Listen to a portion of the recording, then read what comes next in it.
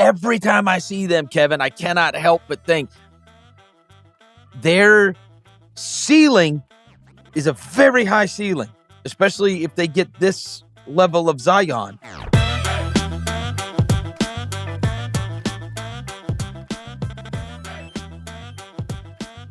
There were two big NBA games last night, both of which had very interesting outcomes.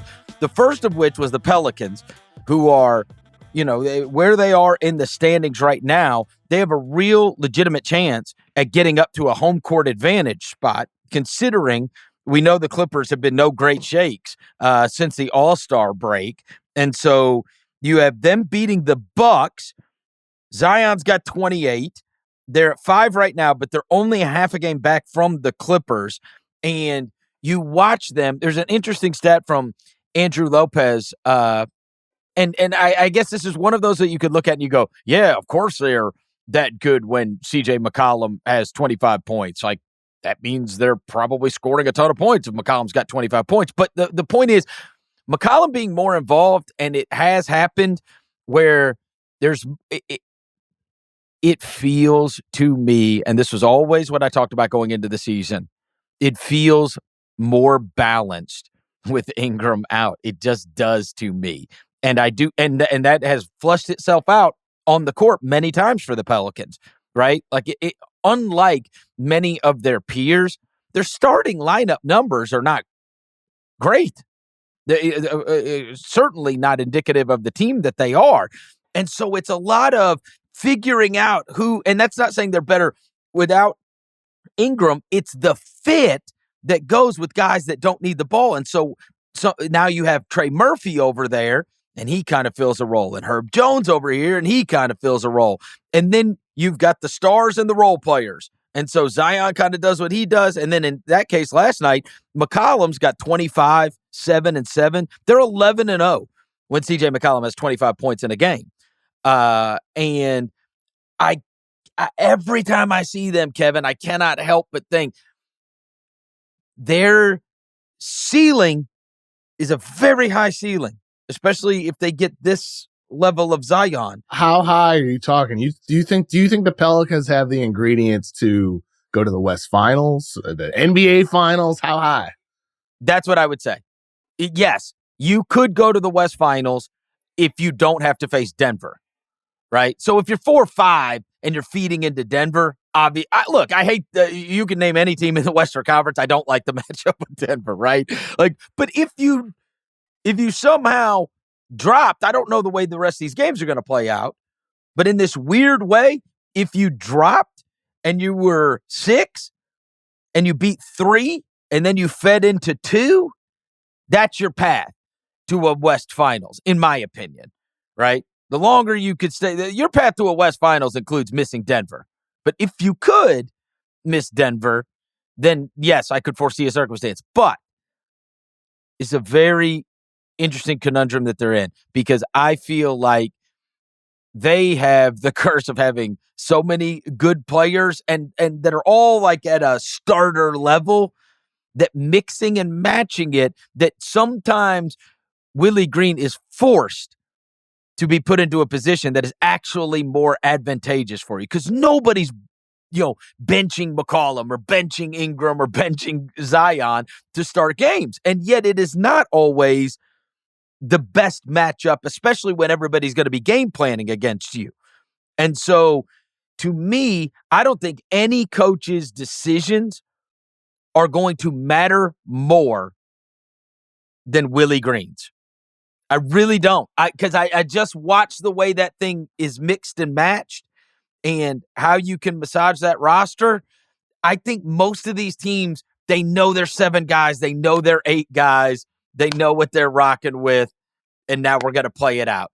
I think there is combinations that they're going to get to, that they're going to be able to have a lot of success with, that there's going to have to be a lot of ego set aside in order to make it work.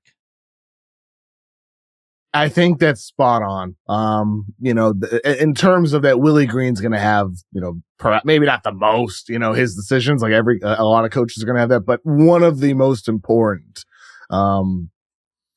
Because I think most people's starting lineup is their most successful thing, so there's no thinking. Sure, and with them, they have like 12 guys that can play.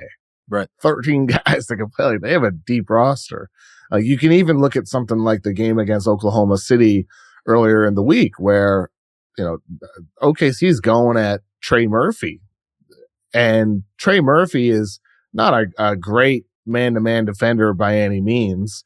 Solid, but he sometimes is going to be the fifth best defender on the floor for the Pelicans at times. And he was the guy OKC was attacking. So you can kind of look at that and say, okay, well, this is what it's going to be like in a potential second round series between OKC and New Orleans, where you got Chet going after him, Giddey going after him, and trying to exploit him.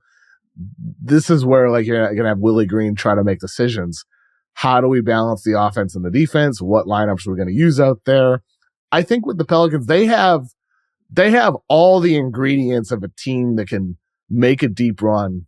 I felt that way last year, in terms of in theory, this team has so much depth and so much talent, and they could go very deep in the playoffs. And now you have Zion playing better than he ever has, losing 25 pounds this year, looking more like the Duke version of himself in terms of explosiveness. Yes, they have the ingredients. With Willie Green, how do you find that balance? How do you find the right lineups in there? Because Kev, when do you pull the lever for Jordan Hawkins? Right. When do you pull that? So yeah, I think you're right, Chris. This is what we know. You're going to come out there in the playoffs, and if I'm the opposing coach, I'm going to go, all right, maybe McCollum will shoot some threes, even though he hasn't shot them at some kind of ridiculous clip. But Herb ain't. If Herb wants to shoot threes, go ahead. Ingram doesn't like shooting threes, doesn't do it at a high volume. Zion doesn't do it. Valanciunas doesn't. It's almost like the Murphy spacing is so essential. It is important to this, just to have a guy that can shoot it. Because at the same time, Herb Jones is now become a 40% guy from three. I will live with it. If it's the Grant Williams thing. I know. If Grant Williams is going to knock down 8 threes, then okay. I'm a believer in Herb. We will find out. I promise you. Yeah, we will. When you've got to give up something. Yeah. You know what I mean? People are going to say, all right, now do it in the playoffs. They'll test them. That's true. They will test Herb Jones and be like, okay, you're a 40% guy in the regular season. Let's see you do it in the playoffs. And they might get burned, and then they'll have to go back to defending him because it does look real. He's also an 85% guy from the free throw line. The dude, we talk about Alabama, draft prospects with Mark Sears and, Grant Nelson having the big game. Herb Jones, you and I really liked him out of college. Nobody could have predicted Herb Jones to be a 40% guy. But it is a different deal, Kevin. I mean, you remember last year, everybody was all on Isaac Okoro's nuts about knocking down threes now. Then we get to the playoffs and everybody, they're running away from him like he's got SARS. It's a different deal once you get to the playoffs. It is a different deal. It is. And that's where, we're going to find out with Herb Jones. But I am a believer with the improvement we've seen each season. It's been step by step. And then this year, it feels like it all clicked into place for him. It certainly changes the spacing if he can. Oh, Fred Vinson, their shooting coach, is one of the best shooting coaches in the entire world. And the work he's done with some of those guys on that team, he did it with Lonzo Ball. He's done it with Herb Jones. He deserves a heck of a lot of credit. Him and Chip England, among some others, are outstanding shooting coaches in the NBA right now.